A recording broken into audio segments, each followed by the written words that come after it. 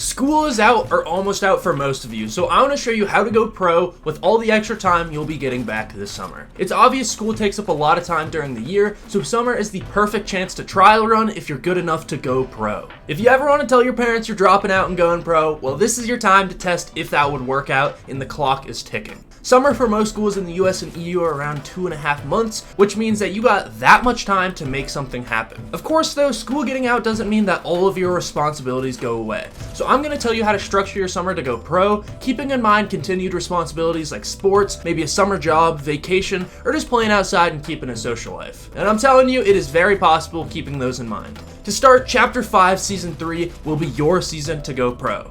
Since Season 2 is ending soon, a lot of the pro opportunities are past us. But for Season 3, it starts all over again. Cash Cups, Victory Cups, and FNCS. This, of course, will be the summer season. It will start May 25th-ish, depending on downtime, and that has been leaked to be an apocalyptic theme, sort of like Mad Max. Of course, with a whole new theme, there's going to be a bunch of new items and rotations that you're going to need to learn immediately if you want an advantage. But the best part about a new season is so does everyone else. They all have to learn the same things. So as long as you know how to build and shoot the basic mechanics, you're going to be on the same playing field as everyone else, including established pros. So it is your time to capitalize on early metas to have that professional advantage. But leading up to the season's release and as soon as summer starts, you need to do these things. The very first thing you want to do if you're serious about going pro is make a schedule that works for you. There's two types of pros. The solo sweats that just grind solo victory cups and Discord tourneys and make their earnings that way, and then there's the conventional pros that play duo tourneys like Cash Cups and FNCS. If you're the first one, obviously just make a schedule that works for you,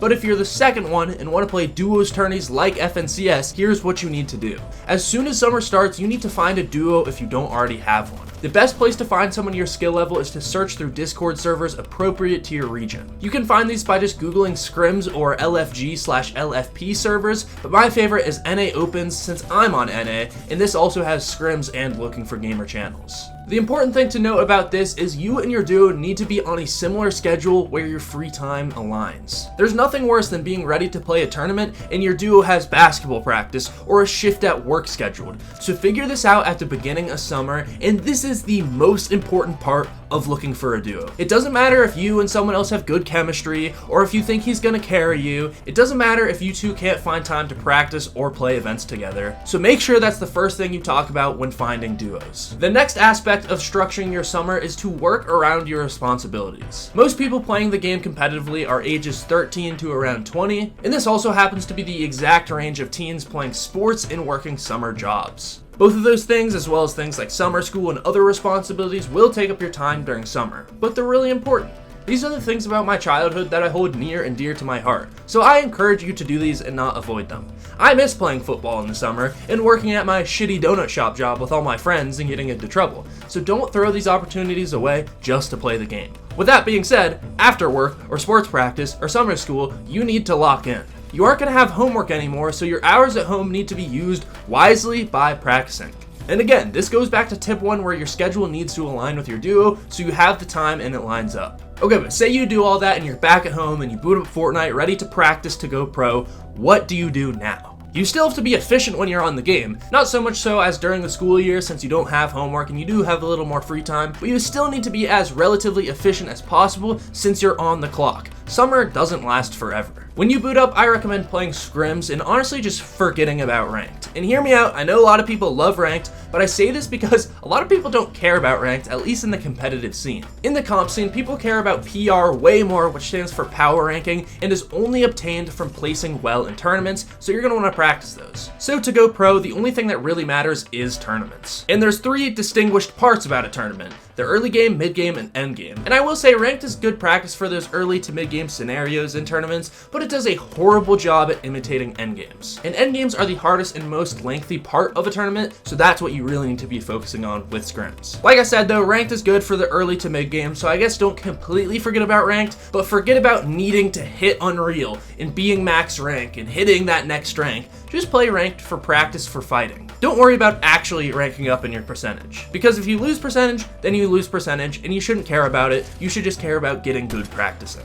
So I would not spend a majority of your time in ranked. I'd spend most of my time in scrims. Scrims is obviously short for scrimmage and is supposed to imitate a real game scenario as close as possible. The point of scrims is they stack the lobbies to have these 50, 60 player endgames like a realistic Cash Cup or FNCS lobby would be, and of course this is the hardest part to learn. And I will say it's probably true that many people watching have made it to a stacked endgame before and possibly even placed well, but you are likely still very far from mastering endgames. These have very complex rotations, height takes, refresh mechanics, storm surge, and more. So maybe you've done good before, but you need to learn how to do it consistently. And I will say, it's not necessarily hard to learn all these mechanics, but if you don't practice them, that split second where you need to think about it instead of just having the memory from practicing scrims, that split second will get you killed in a real lobby, so please just practice. And I'll be honest, I need to work on this too. I get scared that every person I encounter in a lobby is just gonna be Peterbot. They're gonna be so good, so I'm fearful of going for refreshes. But this fear does go away with practice and situation identification, which I'm getting much better at, so you need to do this too. It doesn't matter how good you are in creative or ranked, because going pro depends on pro battle royale lobbies. So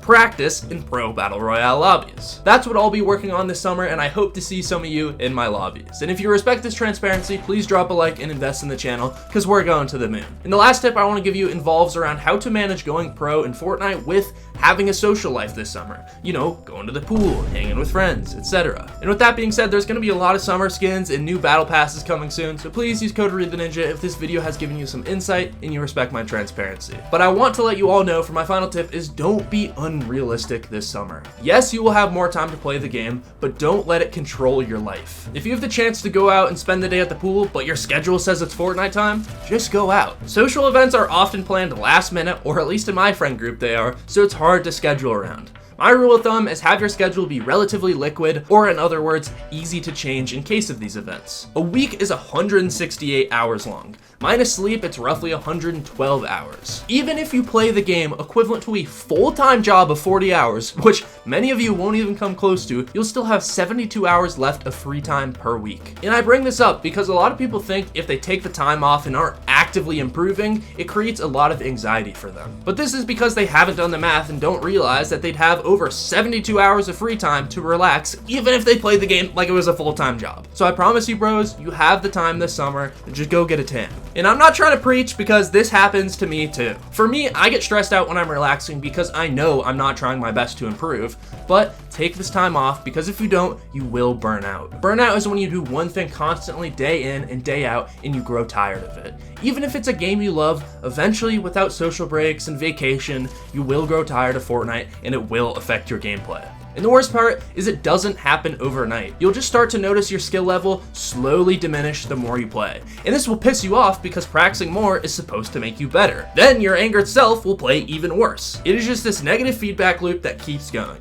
And trust me, I've been through it, the whole 9 yards. So if you notice that start to happen, disconnect yourself. And the thing that pisses me off is that's what my parents would say, which again would make me even more mad and hurt my gameplay even more. But of course, you don't have to listen to them or to me, but just for your own sake, have a personal gauge on your burnout and know when to take a break. But on a lighter note, do take this opportunity seriously. You have so many chances ahead of you to start to qualify and earn. Season 3 will bring a lot of tournaments and new content, so this will make the game feel fresh and wipe away any burnout that you're currently feeling in Season 2. I seriously can't wait, and I know a lot of you can't wait too. The beginning of a new season, as well as the end of this one with all the Star Wars stuff, is a great time to support creators, so please keep me in mind, code reidtheninja, if you're gonna pick up anything from the item shop or battle pass next season. And I do got a couple bonus tips for you too about this video. I just solved one of my biggest bad habits related to my building, as well as made a video about how to prepare for next season's upcoming solo victory cash cups. So if either of those interests you, click these here.